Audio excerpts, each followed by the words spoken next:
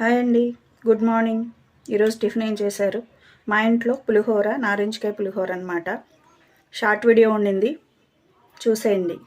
నచ్చితే ఒక లైక్ చేయండి.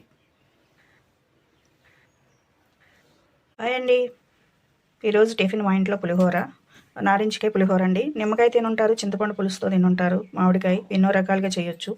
కానీ ఈరోజు నారింజకాయ పులిహోర చేస్తున్నాను నేను. ఎప్పుడన్నా చేశారా? చేయకపోతే చూడండి, టేస్ట్ చాలా బాగుండిద్ది. ముందుగా రైస్ వండేసి చల్లారి పెట్టుకో. తాలింపుకి ఆయిల్, మినప్పప్పు, పచ్చెనపప్పు, ఆవాలు, పచ్చిమిర్చి, ఎండుమిర్చి, కరివేపాకు, దినుసులన్నీ వేసి కలపాలి. తాలింపులోనే కొంచెం సాల్ట్, ఎందుకంటే పచ్చిమిర్చి వేసాం కదా, ఆ మంట కొంచెం తగ్గుద్ది.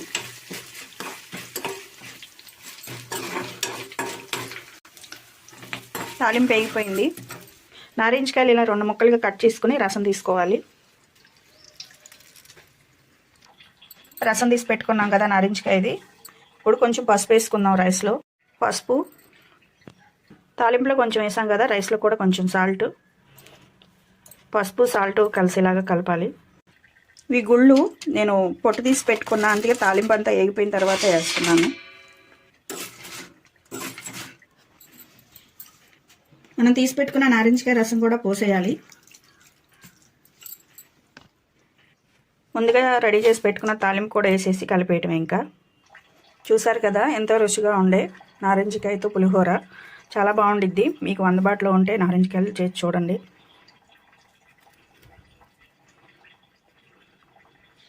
అంతేనండి ఈరోజు నారింజకాయ పులిహోర.